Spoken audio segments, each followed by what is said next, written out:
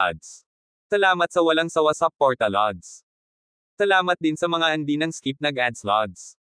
Kabanata 506 ang kakaibang sitwasyon ni Emily. Kinuha ni Michael ang kanyang cellphone, tinawagan si Salvatore. Paumanhin, hindi available ang numerong na dial mo. Subukang muli mamaya. Kumunat ang noo ni Michael. Bakit walang anumang balita tungkol kay Salvatore mula nang simulan niyang subaybayan si Victoria? Nadiskubre kaya siya at napatay ng mga tauhan ni Jamie. Si Salvatore ay isa sa mga pinapabore na subordinate ni Michael. Marami siyang nagawa para kay Michael. Kung pinatay ni Jamie si Salvatore, hinding-hindi siya bibitawan ni Michael. Sa sandaling ito, biglang lumabas ang pangalan ni Tim sa telepono ni Michael. Tinatawagan niya si Michael. Hello? Tim? Ano ang problema? Tinagot naman agad ni Michael ang tawag. Dahil pinapunte niya si Tim para hanapin si Salvatore. Dapat may balita. Ginoo. Michael, nahanap ko si Salvatore. Tuwang-tuwa si Michael. Nasaan na siya? Sabi ni Tim, nasa Pilipinas siya, pero nakakulong siya sa kulungan. Mr. Michael, hindi ko siya madalaw. Mayroon ka bang anumang koneksyon dito na makapagliligtas kay Salvatore? Nakakulong sa kulungan. Noon lang naunawaan ni Jesse kung bakit hindi niya makontak si Salvatore sa nakalipas na panahon. Ipadala mo sa akin ang lokasyon, at hintayin mo ako doon. Malapit na ako. Pagkatapos ibaba ang tawag, inutusan ni Michael si Dragon. Pumunta ka sa Pilipinas. Agad na pumasok si Zephyr 3 sa stealth mode at lumipad patungo sa Pilipinas. Makalipas ang 10 oras, dumating si Michael sa Pilipinas. Nakatayo si Tim sa isang open space at pinanood si Michael na lumalabas sa hangin. Natigilan siya. F***sake. F***sake. Ito ay isang invisible na eroplano. F***sake. Ito ay masyadong kahanga-hanga. Mr. Michael, para kang lumabas sa isang magic portal. Hindi napigilan ni Tim ang daldal. Sa sandaling ito, isang pamilyar na figure ang bumangga. Ginoo. Michael. Si Salvatore iyon. Habang lumilipad sila, pinagamit ni Michael ang kanilang mga koneksyon para mailabas si Salvatore sa bilangguan. Nagulat din si Tim. F***sake. Salvatore. Nasa labas ka. Nagpunta ako sa bilangguan upang bisitahin ka sa umaga, ngunit ang mga tao doon ay hindi ako pinahihintulutan na makita ka. F***sake. Ay oo, Salvatore, narinig ko na nakulong ka dahil kumain ka ng braso ng bata. Kailan ka pa naging baliw? Galit na sinabi ni Salvatore, sino ba naman ang kumain ng braso ng bata? Na-frame ako. Hindi mapigilan ni Michael ang mapangiti nang marinig ang katawa-tawang dahilan na nagpakulong kay Salvatore. Si Jamie siguro ang gumawa nito. Gustong-gusto niyang ipadala ang mga tao sa bilangguan. Bukod dito, palagi siyang gumagawa ng mga kakaibang krimen. Salvatore, siguradong nadiskubre ka ni Jamie noong sinusundan mo si Victoria. Napabuntong hininga si Salvatore. Since kapatid mo siya, hahayaan ko na. Kung sino pa man ang naglaro sa akin ng ganito, tiyak na aayusin ko ang score sa kanila. Naramdaman ni Michael na napakabait na ni Jamie kay Salvatore. At least, hindi niya ito pinatay o napilayan. Ipinakulong lang niya ito dahil sa isang kakaibang krimen. Huwag na nating pag-usapan iyon. Salvatore, sabihin mo sa akin. Ano ang natuklasan mo nang hiling kong sundan mo si Victoria? Tanong ni Michael. Nagmamadaling sumagot si Salvatore, noong araw na iyon sa kabisera, pagkalabas ng hotel, sinundan ko ang sasakyan ni Victoria sa buong daan. Napakaingat ko at siguradong hindi niya ako napansin. Dumating siya sa airport at sinundan ko siya sa Pilipinas. Ngunit pagkarating ko sa Pilipinas at ipagpatuloy ang pagsubaybay sa kanya, bigla akong inaresto. Inakusahan nila akong kumakain ng braso ng bata. Damn it. Wala pa nga akong nakikitang wala pang 15 taong gulang mula nang dumating ako sa Pilipinas. Pinag-isipan ito ng mabuti ni Michael. Nasa Pilipinas kaya sina Jamie at Victoria. Maraming mga isla sa Pilipinas, tulad ng Boracay at Colon Island. Lahat sila ay napakaganda at malayo. Kung nandito si Jamie, makakapagtago siya habang nag-e-enjoy sa dagat, araw at dalampasigan. Marahil ay magkakaroon pa ng mga top-grade beauties. Paalala ni Dragon sa kanya. Nagpadala si Kaimira ng isang tao upang maghanap sa Pilipinas 2 araw na ang nakakaraan, ngunit wala silang nakita. Kumunat ang noo ni Michael. Alam niyang nakatutok si Jesse sa rehiyon ng Southeast Asia. Dahil hindi mahanap ni Jesse si Jamie dito, hindi rin magkakaroon ng maraming resulta sina Michael at Dragon. Sa sandaling ito, biglang sinabi ni Salvatore, Mr. Michael, may nakita ako sa airport. WHO. Nabuhayan ng loob si Michael sa nasasabik na ekspresyon ni Salvatore. Hindi maraming tao ang makapagpapasaya kay Salvatore. Sabi ni Salvatore sa mataas na espiritu, MS. Emily. Natarante si Michael. Sinasabi mong sabay na sumulpot sina Emily at Victoria. Kung ganoon, baka kasama ni Emily si Victoria. Malamang alam niya kung nasaan siya. Naalala ni Michael ang reaksyon ni Emily matapos mawala si Victoria. Talagang balisang balisa si Emily nang una niyang nalaman, dahil palagi niyang sinisisi si Michael sa pagkawala ng kanyang kapatid. Noon, madalas na tumatawag si Emily kay Michael at nagpapadala sa kanya ng maraming mensahe na nagtatanong kung alam niya ang tungkol sa kinaroroonan ng kanyang kapatid. Gayunpaman, pagkaraan ng ilang sandali, hindi na nagtanong si Emily. Sa totoo lang, medyo matagal na rin simula nang makipag-ugnayan si Emily kay Michael. Si Victoria ay mahal na kapatid ni Emily at sinisi niya si Michael sa kanyang pagkawala. Bigla na lang ba titigil si Emily sa panggugulo kay Michael? Ang tanging posibleng dahilan ay alam niya kung nasaan si Victoria. Kung tutuusin, baka kasama pa niya si Victoria ngayon. Smack! Nasapo ni Michael ang kanyang noo. Damn it! Hindi ko napansin ang pagbabago ng ugali ni Emily. Matagal na niya akong hindi tinatanong tungkol kay Victoria. Bukod dito, lalo siyang naging walang malasakit. Patuloy siyang nagpo-post ng lahat ng uri ng gourmet food photos sa kanyang social media account at mukhang napakasaya. Dapat napansin ko ang biglaang pagbabago niya. Kung alam ni Emily kung nasaan sina Victoria at Jamie, magiging mas madali ang misyon na ito. Hindi makontak ni Michael sina Victoria at Jamie, pero makontak niya si Emily. Basta sinundan niya si Emily, mahahanap niya sina Jamie at Victoria. Bumalik na tayo sa eroplano. Bumalik si Michael sa jet at hiniling kay Dragon na i-on ang tracking program. Hanggat sinagot ni Emily ang tawag ni Michael, malalaman niya ang lokasyon nito. Matapos matukoy ang kanyang lokasyon, maaaring lumipad si Michael sakay ng kanyang stealth jet. Matapos ihanda ang lahat, tinawagan ni Michael si Emily. Dumaan ang tawag, ngunit hindi sumasagot si Emily.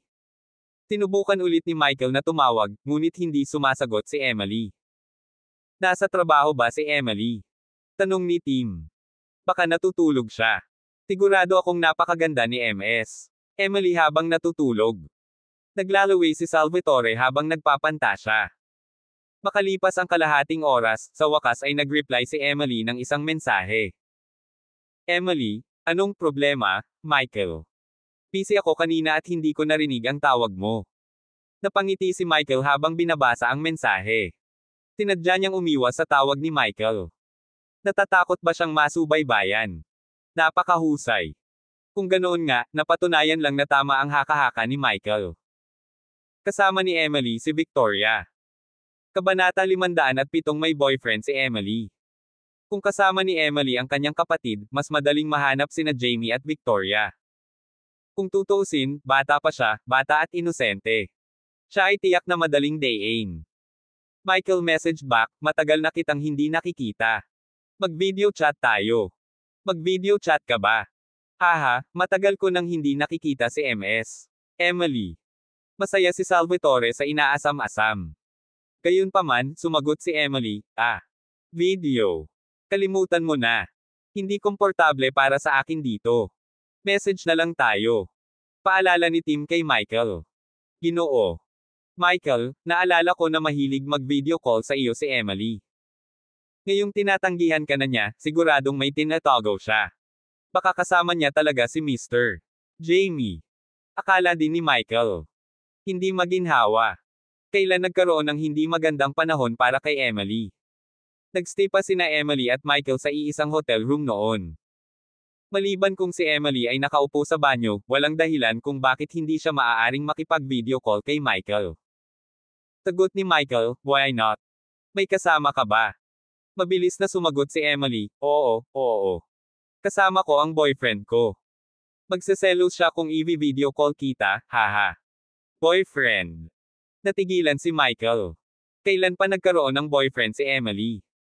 Nawawala ang kanyang kapatid at hindi alam ang kanyang kinaroroonan. Ang kanyang ama ay bumalik mula sa mga patay, at hindi niya ito mahanap. Paano pa kaya siya sa mood na magka-boyfriend? Samantala, labis na nabalisa si Salvatore. Damn! May boyfriend na si Ms. Emily. Hindi ito totoo. Galit na galit ang itsura ni Salvatore. Patuloy ang mensahe ni Michael kay Emily, hindi ako naniniwalang may boyfriend ka. Kumuha ng litrato ninyong dalawa ngayon. Nagpadala si Emily ng cute na emoticon at nag-message, sige, sandali. Kukuha ako ng litrato ngayon. Nakatitig si Michael sa phone niya. Sa hindi inaasahang pagkakataon, pinadalhan siya ni Emily ng litrato makalipas ang 2 minuto. Agad niya itong binuksan.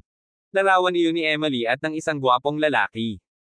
Sa larawan, si Emily ay nag-peace sign habang ang lalaki ay nakatayo sa kanyang likuran na may pilit na ngiti. Nang malapit nang isave ni Michael ang larawan, bigla siyang nakatanggap ng notification, tinanggal ng kabilang partido ang mensahe. Tinanggal ni Emily ang larawang ipinadala niya kay Michael. Damn it, she's so guarded. Kung nasave ni Michael ang larawang iyon, magagamit niya ito para i-hack ang cellphone ni Emily. Mula roon, makukuha niya ang lokasyon ng GPS niya. Pagkatapos, malalaman niya kung nasaan siya. Sa kasamaang palad, masyadong mabilis na tinanggal ni Emily ang larawan. Hindi ito nagawang iligtas ni Michael sa oras. Hindi pa rin binura ni Emily ang alinman sa mga mensahe niya sa kanya noon. Talagang kakaiba para sa kanya ang biglang naging maingat. Nagpadala kaagad ng mensahe si Michael, Dam, bakit mo binura ang larawan? Hindi ko pa nakikita. Sagot ni Emily, naipadala ko na rin ito gaya ng hiniling mo. Hindi ko kasalanan na hindi mo nakita. Hindi ko na ipapadala ulit. Sumasakit ang ulo ni Michael habang nagwawala si Salvatore. F***, F***. Sino yung pangit na lalaking nasa litrato kanina? Isa lang siyang pangit na pulaka na naghahangad ng magandang scene. How is that B***start worthy to be MS? Emily's boyfriend. Malinaw na hindi nasisiyahan si Salvatore na nagkaroon ng kasintahan si Emily. Napangiti si Tim. Salvatore, to be fair, medyo gwapo ang lalaki sa litrato. Ikaw yata ang mas mukhang pulaka, hahaha. Galit na inihagis ni Salvatore si Tim sa lupa. Kalokohan. Halatang hindi mabuting tao ang lalaking iyon. Siya ay dapat na isang sinungaling. Ay hindi, nako. Madudumihan na ang katawan ni MS. Emily. Puso ko. Hindi nakaimik si Michael. Salvatore, tumigil ka sa pagsigaw. Sa nakikita ko, hindi boyfriend ni Emily ang lalaking nasa litrato. Agad na nag-squat si Salvatore sa harap ni Michael. Talaga? Bakit mo nasabi iyan? Sinabi ni Michael, bagaman isang segundo ko lang nakita ang larawan, naaalala ko ang kanilang mga ekspresyon. Mukhang nagkataon na naabutan ni Emily ang isang gwapong estranghero sa labas ng kalye para kunan ng litrato. Mukhang nasasabik siya ngunit walang romantikong kaligayahan sa kanyang mga mata. Ang lalaking iyon ay mukhang mas mababa sa pag-ibig.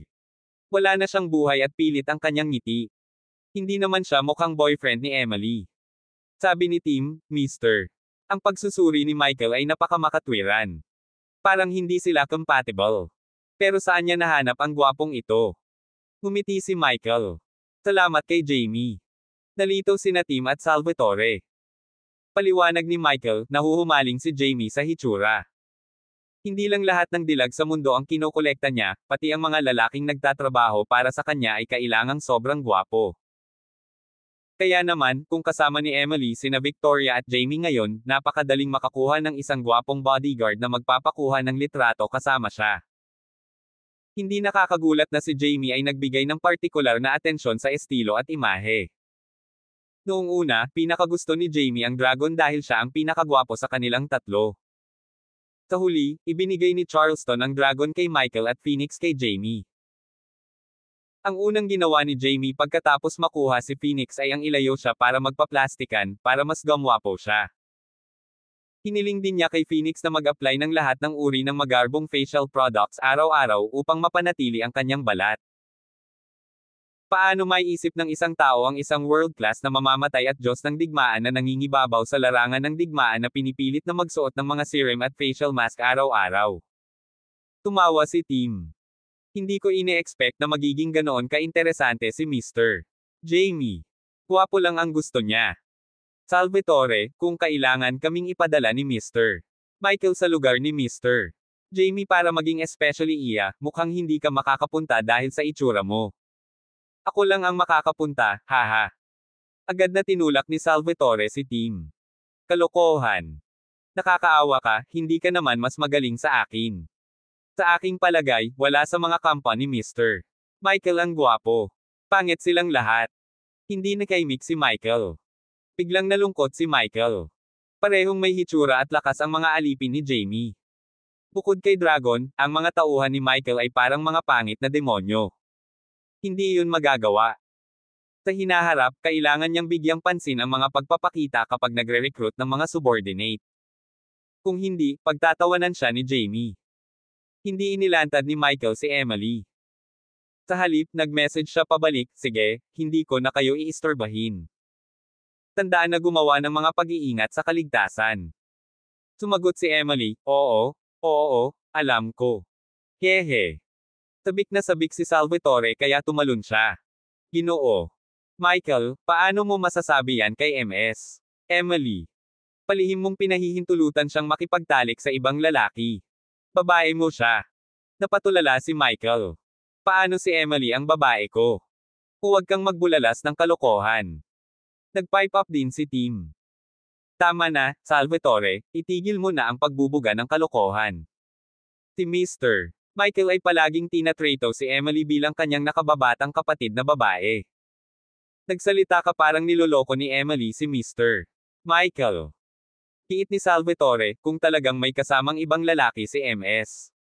Emily, hindi ko alam kung ano ang iniisip ng iba.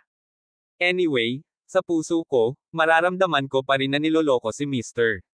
Michael. Kabanata 508 ang idol ni Emily. Tinipa ni Michael si Salvatore sa lupa. Nababaliw ka na ba? Ilang beses ko na bang sinabi sa'yo? Si Emily ay biolohikal na kapatid ni Victoria. Paano ko siya mapapangasawa pagkatapos niyang pakasalan ang kapatid niya? Gusto mo ba akong matulog sa magkapatid? Papatayin ako ni Norman. Hindi ka panipaniwala. Noon pa man ay gusto ni Salvatore na maging asawa ni Michael si Emily dahil gusto niya ito. Talagang sinabi niya ito ng malakas. Walang ganap sa pagitan ni na Michael at Emily. Baliw ba si Salvatore? Nagmamadaling pumagitna si Tim. Ginoo. Michael, huwag kang magagalit. Nararamdaman siguro ni Salvatore ang mga epekto ng pagkakakulong. Marami siyang nakukulong frustration. Oh yes, Mr. Michael, bakit hindi mo ituloy ang pakikipag-chat kay Emily? Pinaghihinalaan mo na kasama niya si Mr. Jamie, tama.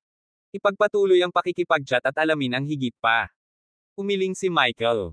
Sobrang sensitive ng kapatid ko. Hindi ko magawang masyadong halata.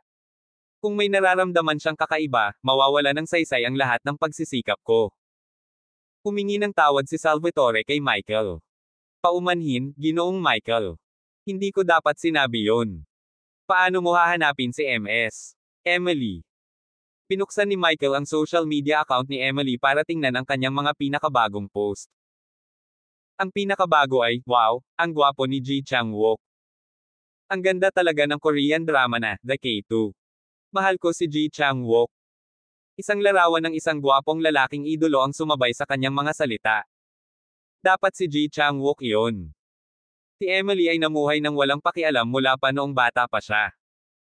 Pagkaalis ng kanyang mga magulang ay inalagaan siya ng kanyang kapatid na babae. Kaya naman, tulad ng ibang ordinaryong babae, mahilig siyang humabol sa mga gwapong male celebrity. Si Ji Chang-wook ay malinaw na isa sa kanyang mga kamakailang infatuation. Pili ni Michael kay Tim. Tim, maghanap ng impormasyon tungkol kay Ji Chang-wook. Oo. Agad namang naghanap si Tim ng impormasyon tungkol kay Ji Chang-wook. Si Ji Chang-wook ay isang sikat na Korean actor na umarte sa maraming idol drama. Medyo gwapo siya, pero katamtaman lang ang kasikatan niya sa US. Tinulya pa ni Salvatore ang larawan ni Ji Chang-wook at sinabing may pang-aalipusta, ito ba ang idolo na nagustuhan ni MS? Emily. Talk. Hindi naman siya ganon kagwapo. Anyway, hindi siya kasing gwapo ni Mr. Michael. Kumakanta ba itong lalaking idolo? Tanong ni Michael. Tumingin si Tim at sumagot, oo, pero hindi pa siya nagre-release ng ganoon karaming kanta. Ang kanyang pangunahing propesyon ay isang artista pa rin. Agad na nagbilin si Michael, hanapin ang management company ni Ji Chang-wook at sabihin sa manager niya na gusto ko siyang imbitahan na mag-concert sa Houston. Pribadong konsyerto.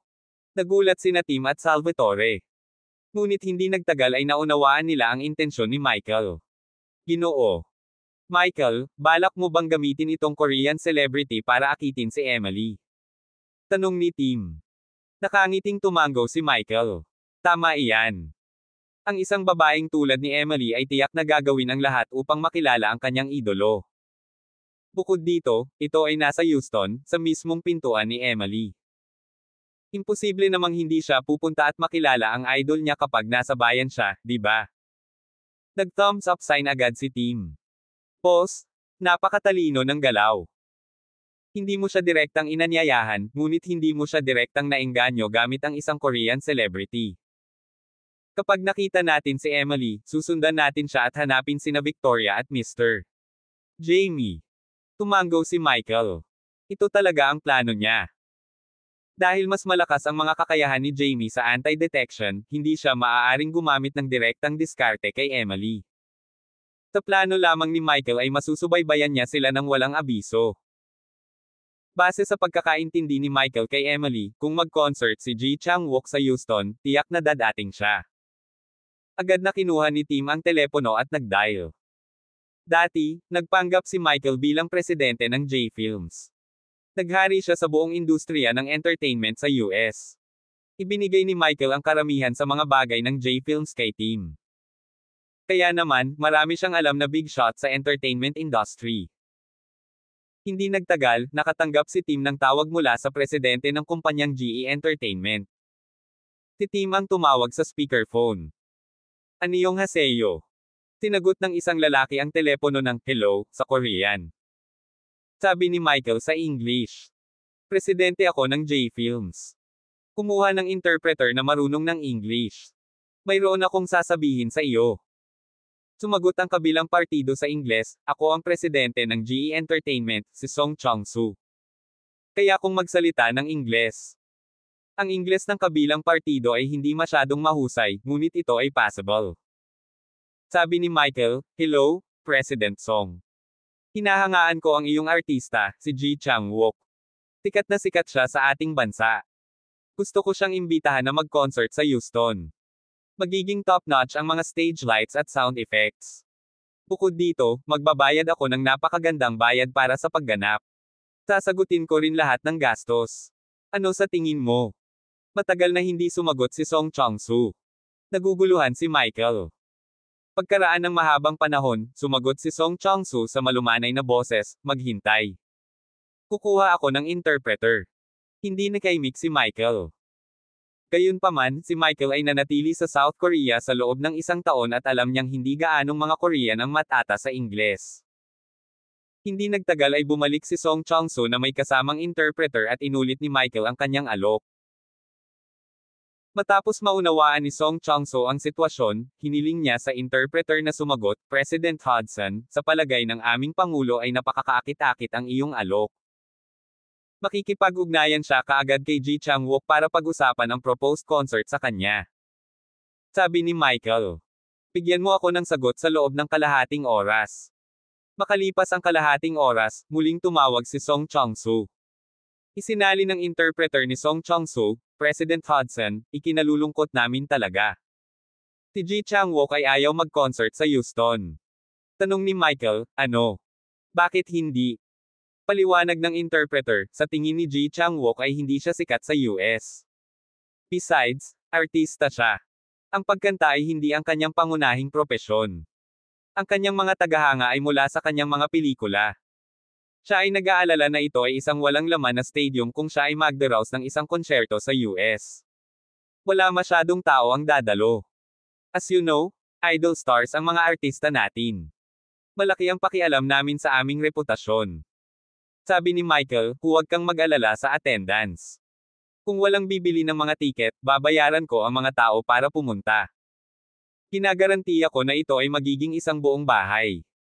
Huminto sandali ang interpreter at sinabing, ikinalulungkot namin talaga.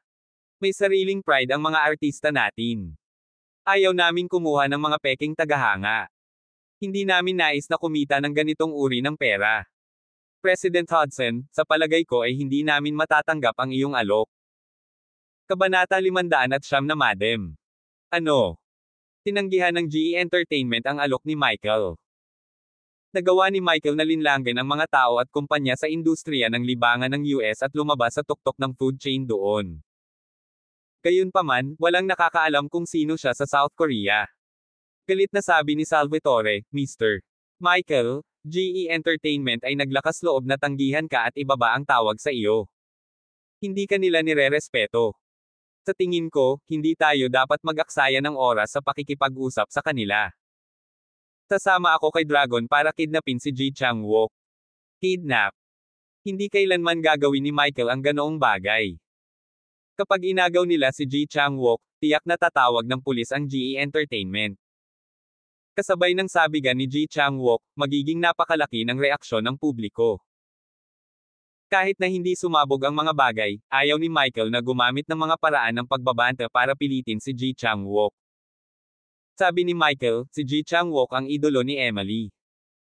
Kapag nalaman niyang gumamit ako ng puwersa sa kanyang idolo, tiyak na hindi niya ako mapapatawad. Sino ang hindi nakakaalam na ang mga babaeng humahabol sa mga idolo ay maaaring maging napakabaliw? Itinuring nila ang kanilang mga idolo bilang mas mahalaga kaysa sa kanilang mga kasintahan o maging sa kanilang mga magulang at pamilya. Si Emily ang future sister-in-law ni Michael. Kaya kinailangan ni Michael na isaalang-alang ang kanyang damdamin kapag gumagawa ng mga bagay. Sumulyap sa oras, sinabi ni Michael, medyo malapit kami sa South Korea. Makakarating kami doon sa halos 3 oras. Ako mismo ang lilipad sa South Korea at kakausapin ang brat na iyon. Umalis si Michael at ang kanyang koponan sa Zephyr 3. Makalipas ang 3 oras, dumaong si Zephyr 3 sa isang bakanteng lugar mahigit 10 kilometro ang layo mula sa mga suburb ng Seoul, ang kabisera ng South Korea. Dahil ang Zephyr 3 ay isang invisible plane, hindi ito ma-detect ng sinuman o ng radar. Sa makatuwid, pumili ito ng isang bakanteng lugar upang mapunta. Kung ordinaryong private plane lang sana, nagpaalam na sila ng maaga sa Seoul Airport at nakarating sa airport. Pagkatapos lumapag, gagamitin nila ang high-tech na mekanismo ng eroplano para i-scan ang lugar para sa mga tao. Kung ang eroplano ay biglang lumitaw at may nagulat ng nakita, ang mga bagay ay magiging lubhang mahirap. Lumapit si Dragon na may seryosong ekspresyon at nagulat, Guro, may mga tao sa malapit, at mayroon silang mga sandata at kagamitan. Ano? Medyo nagulat si Michael. Hindi katakatakang makita ang ilang tao sa ganoong lugar, ngunit abnormal para sa kanila na magdala ng armas. Ilang tao at armas? Tanong ni Michael. Sumagot si Dragon, 4 na sasakyan. Mayroong hindi bababa sa 6 na tao sa bawat kotse. Halos lahat sila ay armado. Medyo natakot si Tim. F***, nadiskubre kaya tayo ni Mr. Jamie at narito siya para patayin tayo. Kumunat ang noo ni Michael at sinabing, magpadala ka ng drone.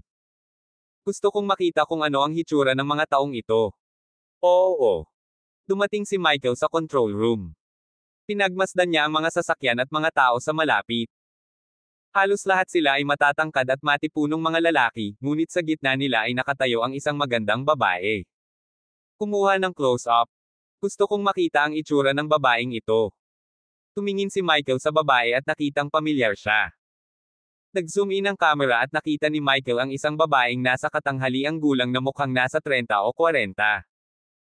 Hindi siya napakarilag, ngunit hindi siya mahahanap ng isa na pangit. Nakasuot siya ng itim na damit at itim na takong. Napaka-elegante at marangal ng kanyang aura. Nakatayo sa harap ng mga armadong lalaki at matipuno, hindi siya mukhang isang marupok na babae. Sa halip, mukha siyang reyna. Lahat ng matipunong bodyguard na nakasot ay lubos na gumagalang sa kanya. Madam. Tawag ni Michael nang makita niya ang magandang medyo may edad na babae. Natigilan ang kanyang mga nasasakupan, kabilang si Dragon. Master, kilala mo ba siya? Tanong ni Dragon. Ang babaeng iyon ba, ang asawa ni Mr. Michael?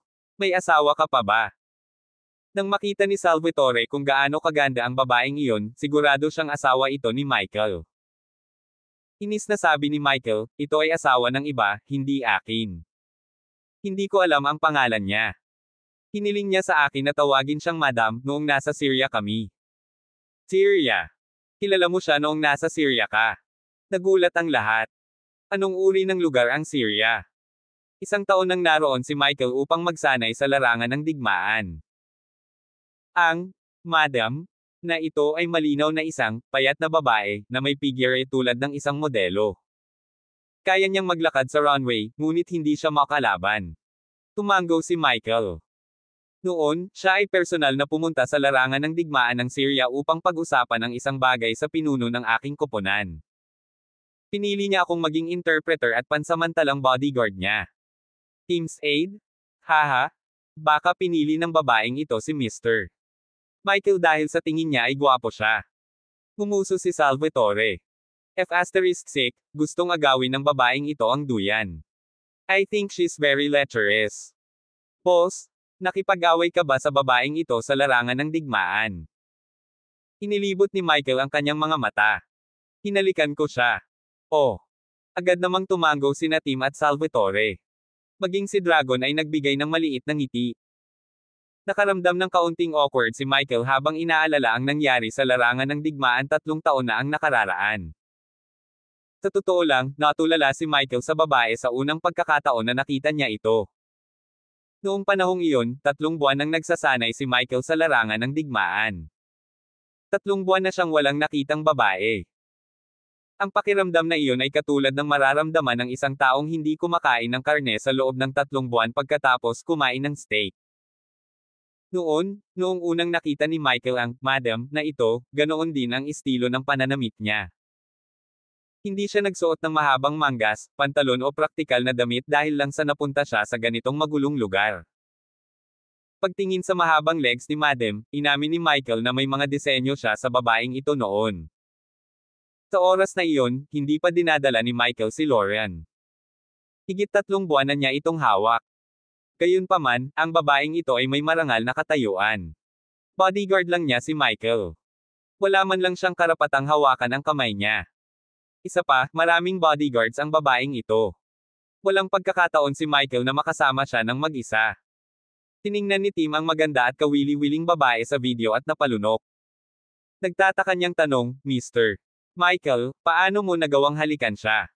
Sabihin mo sa amin. Ma. Sabi ni Michael, may biglaang labanan noon, at iniligtas ko ang buhay niya. Hinalikan niya ako ng kusa. Ito ay isang anyo ng pasasalamat. Walang espesyal dito. Huwag masyadong mag-isip. Hindi simple ang babaeng ito.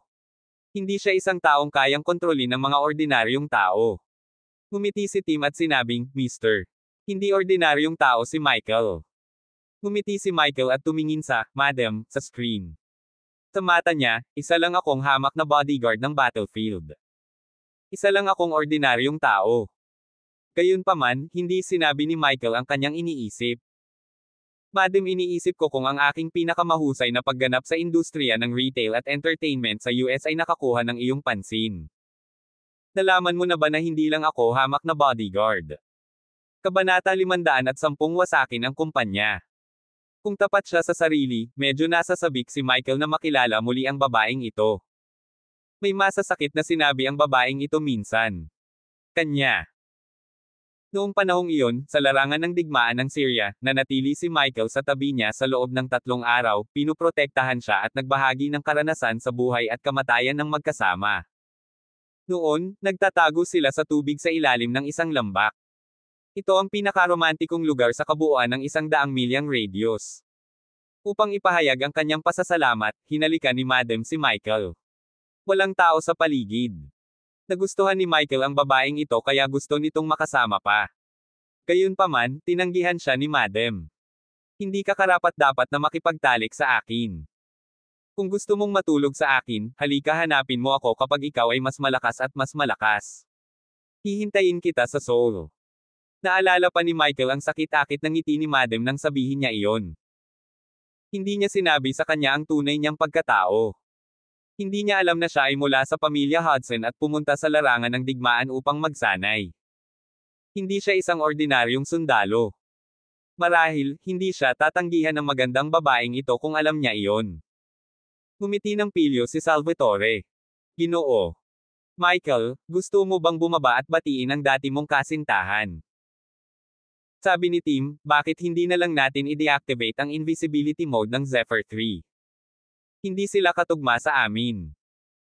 Kung makakita si Madam ng napakagandang stealth jet, tiyak na magkukusa siyang mag-book ng kwarto sa pinakamagandang hotel sa Seoul para hintayin ka ngayong gabi. Haha. Napangiti si Salvatore. Bakit ka pupunta sa hotel? Napakaraming puwang sa Zephyr 3. Haha. Tumingin si Michael kay Salvatore, di ba supporter ka ni Emily?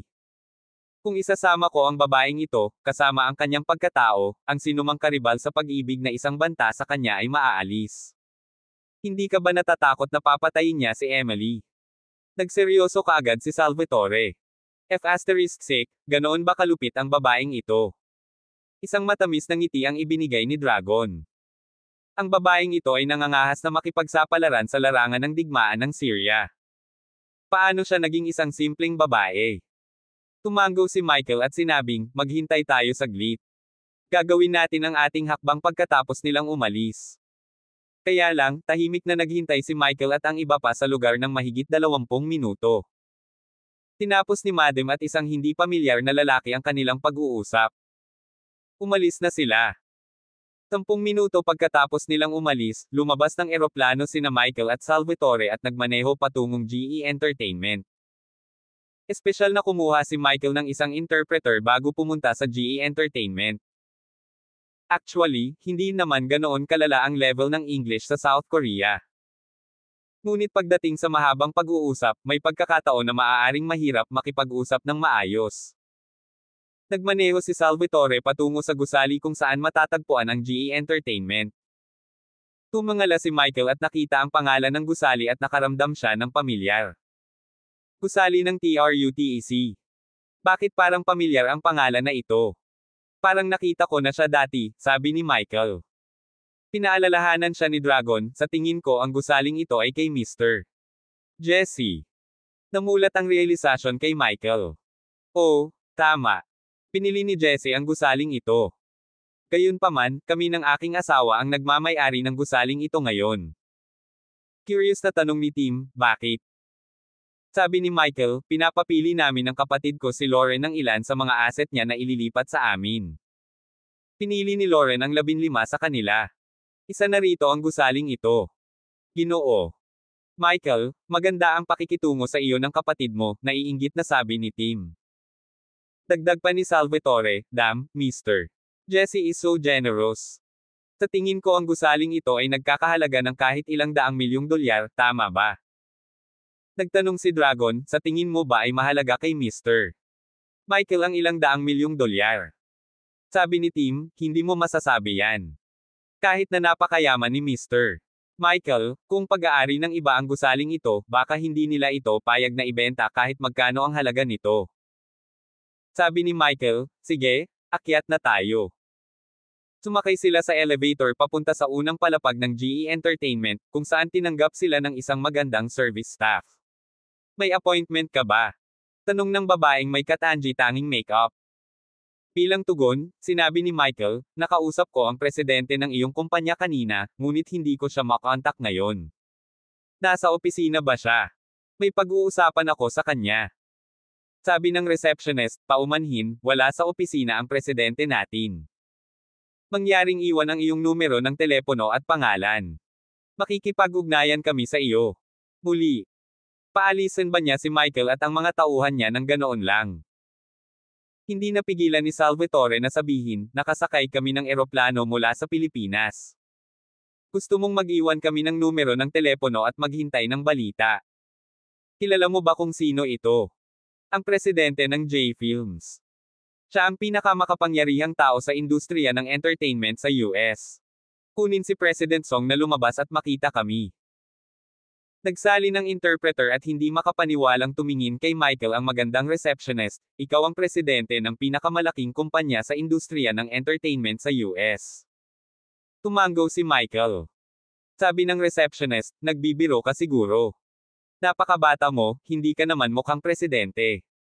Mga tagahanga ba kayo ng mga artista ng aming kumpanya at narito para sumilip? Galit na galit si Salvatore. Kalokohan. Fan kami ng mga artista mo. Si Ji Chang-wook ay hindi kasing galing ng ating presidente. Bakit tayo magiging fan niya? Hiniling ni Salvatore sa interpreter na isalin ang kanyang mga salita. Gumuso ang receptionist at nag-cross arms at naging mayabang ang tindig at ekspresyon nito. Ano ang sinabi mo? Hindi kasing gwapo niya si Ji Chang-wook. Hindi man lang niya may kumpara sa mga daliri ng mga artista natin, okay? Pangit na sinungaling. How dare you demand to meet our boss? Marami na akong nakitang panloloko. Mag-iisip ka ng kahit anong mapanlinlang na pamamaraan para lang makilala ang ating mga artista. Kung kaya mo, huwag kang maging fan ng mga artista natin. Maging tagahanga ng mga idolo ng iyong sariling bansa. Wala bang magandang idolo ang bansa mo? Yay! Kung ang industriya ng libangan ng iyong bansa ay napakahusay, bakit kailangan pang pumunta dito para hanapin ang ating mga artista? Ang mga pelikula at kanta ng Korea ay ang galit sa buong mundo ngayon. Ang iyong bansa ay gumawa ng hindi mabilang na mga remake batay sa aming mga pelikula. Makinig, kahit na hinahanap mo talaga ang aming boss para pag-usapan ang negosyo, hindi kami interesado. Magwala ka.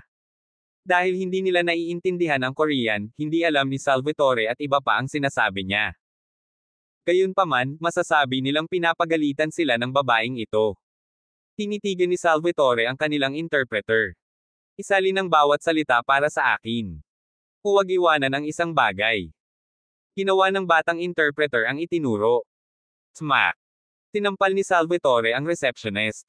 P***. How dare you insult Mr. Michael at ang entertainment industry ng ating bansa? Natigilan ang receptionist. Ikaw. Ang lakas ng loob mong saktan ako. Sa puntong ito, hindi na kinaya ni Michael ang mayabang na receptionist. Inutusan niya si Salvatore, sirahin ang kumpanyang ito.